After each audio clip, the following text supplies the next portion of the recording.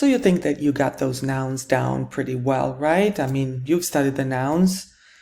This is from one of my old videos. Nouns have number and gender. Libro is masculine, lezione is feminine. Why? Who knows? Who cares? Libro, singular, libri, plural, pizza, feminine, pizze, plural. But some nouns in singular and in e, they could be masculine or feminine. Esame, esami, lezione, lezioni. Okay, here there are some little helpful tips. For example, all nouns ending in ione are feminine. Ore are masculine. All right, so to recap, o becomes I in plural, a becomes e becomes I in plural, okay? And there are some that do not change. For example, film, sport, computer, bar. Those are borrowings from English mostly, and they end in consonants. They will not change from singular to plural. Then there is a group like foto, bici, moto, cinema, radio. Those nouns are abbreviated forms of fotografia, bicicletta, motocicletta, cinematografo, radiofonia. And those also do not change if you're using the abbreviated form, but remember they retain the gender of the full noun. So photo looks like it's masculine, but it's not, because it is actually fotografia. Cinema looks masculine or feminine, but it's not. It's cinematografo, therefore masculine. And then there are nouns that end in accented vowels, and they also do not change from singular to plural. To that we could add gioventù, schiavitù, virtù. Those that end in u with an accent are all feminine. And then there are nouns like these that do not change from singular to plural. Analisi, crisi, oasi, brindisi. They're almost all feminine except brindisi is masculine. They just stay the same. All right. However, let's take another look at some of the noun endings that make things complicated. For example, co. Well, is the plural of this going to be chi or chi? Do I spell that H or not? And how is it going to be pronounced?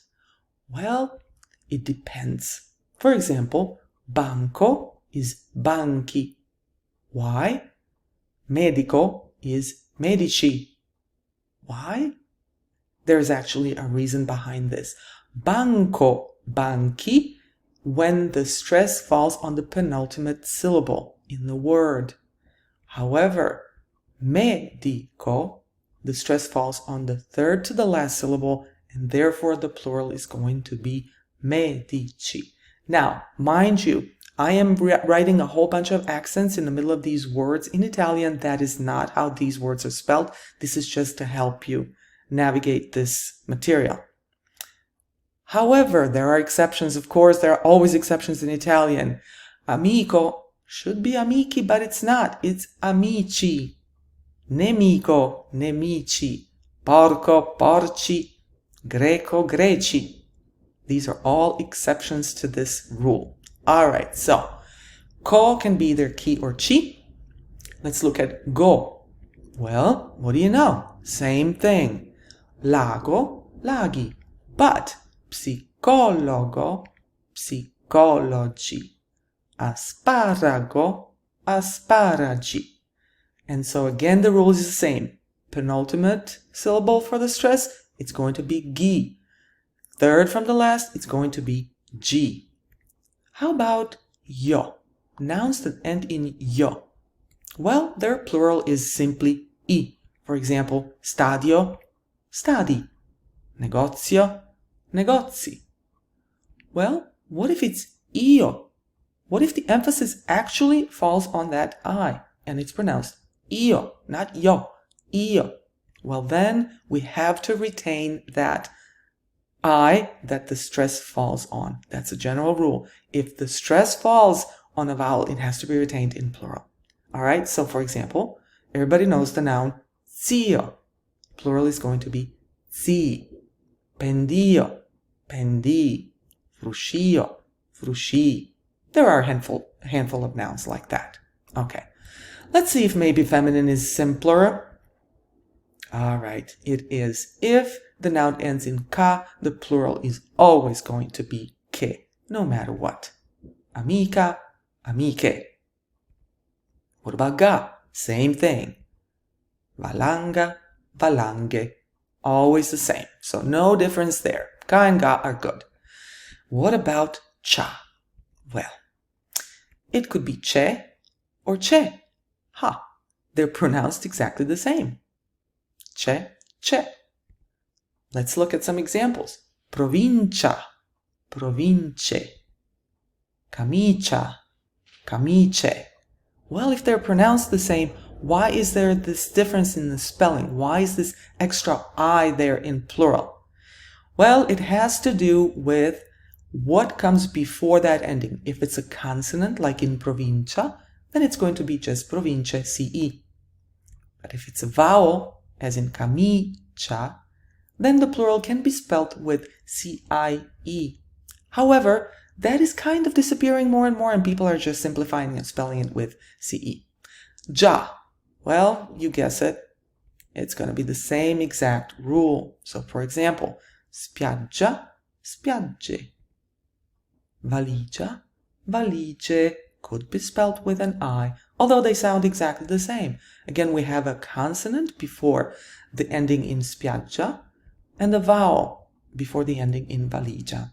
Okay, so up to you. You can spell the I or not.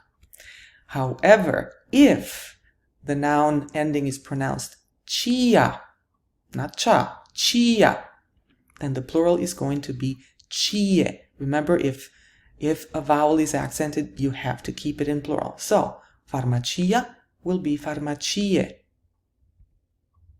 Same with gia. Bugia, bugie. Now, if you don't see these accents spelled in the word, how will you know how it's pronounced? Well, you just have to learn these words. You will learn it with time. All right. Now, let's talk about some nouns that are just plain odd. They don't fall into these categories. All right. The first is the gender shifters. L'uovo. It's masculine and singular. But if it's two or more, all of a sudden, magically, it becomes le uova. It becomes feminine. Il braccio becomes le braccia. Il ciglio, le ciglia. Il labbro, le labbra.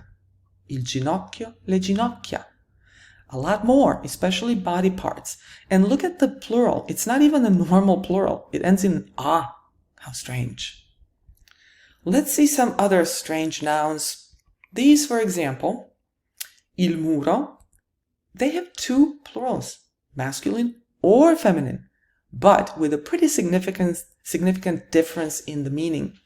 I muri refer to the wall of the house, the walls of the house, while le mura refers to the walls of a city or an outdoor garden, something like that.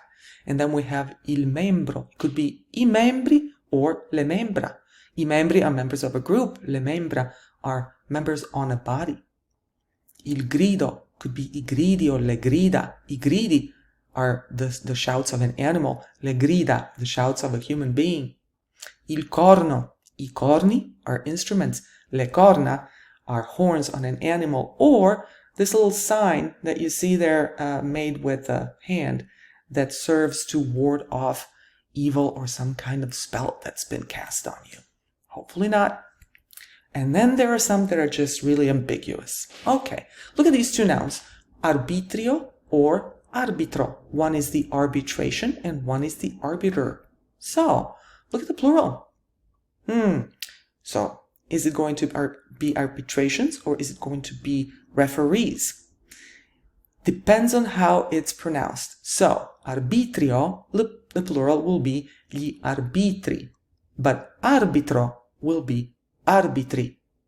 This is not going to be spelt any different in Italian. You just have to know what you're talking about from the context, hopefully. So, arbitri or arbitri.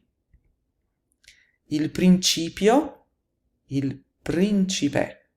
So when you see the plural written like this, is it I principi, principles, or I principi, princes?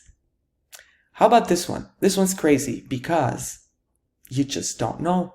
It's actually pronounced the same. L'assassinio, assassination, or L'assassino, assassin. The plural is identical. Gli assassini, and you don't know unless you know the context. With this last example, Italian actually made it a little easier because tempio and tempo should have the same plural, but they don't, because tempio means temple, so the plural is templi. Tempo means time, and plural is tempi. Thank you, Italian, for making this one easy. Let's see some of the nouns that just do not change from singular to plural. There are a lot of those nouns. For example, la specie, the species, la barbarie, la serie. So, the noun itself will not change, but the article will. So it'll be la specie or le specie in plural. Some other nouns like this are l'analisi, la crisi, l'ipotesi, l'oasi, or compound nouns. And I'm not even going to get into compound nouns because they deserve a video of their own. But il portacenere, i portacenere, il cavalcavia, i cavalcavia, il portabandiera, i portabandiera. So, compound nouns can be composed of different elements. In this case, it's porta, a verb, portare, and then cenere, which is a noun. It could be two nouns, it could be adjectives and nouns, all kinds of complications, so we're not even going to go there. And then, there are a lot of nouns that just don't change because they're borrowings, because mostly they refer to these exotic animals that ordinarily do not exist in Italy unless you imported one. Il gorilla, il boa, il coyote, il lama, l'alpaca, il cacatoa, and those will not change except their articles will change. So il gorilla, I gorilla. Okay.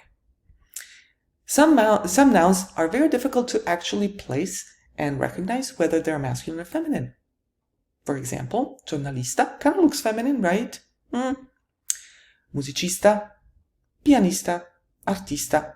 Well, these are actually very easy. They could be either masculine or feminine. The article will indicate that, so it's going to be il giornalista for a masculine, male journalist, or la giornalista, il musicista, la musicista, and the plurals are going to be perfectly regular. So for a man, it's going to be I giornalisti. For women, it's going to be le giornaliste.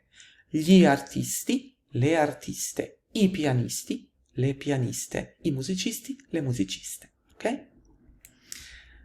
More ambiguity here. Problema. Okay, there are some nouns of Greek origin that end in ma, ta, and pa. They kind of look feminine, but they're not. And they have masculine plurals. Il problema, I problemi. Il poeta, I poeti, il papa, I papi. Do not confuse this noun with the noun papa, which is spelt with an A with an accent at the end, meaning dad or daddy. Il papa is the pope. And then there's this, mano. What do we do with this? Kind of looks masculine, right? Means hand, but it's not. It's la mano, and the plural is le mani. Okay, so these are a little bit confusing. And these we already know so well, our old friends, abbreviated nouns, radio, moto, foto, cinema, bici. Remember, when using the abbreviated form, it does not change from singular to plural. It retains the gender of the original noun, but if you're using the full form, it will change. La fotografia will become le fotografie. Lastly, these are just weird. Okay. Il Dio, God. Gli dei. Why? Who knows? Something to do with Latin, probably. L'uomo. Gli uomini. I bet you know this one. You kind of learned that in second lesson of Italian, right? And then, il bue. I buoi. Funny, right? Mille. You know this number, right? Plural is mila. How strange. Okay, now you've seen it all, or almost all. Until next time, ciao a tutti.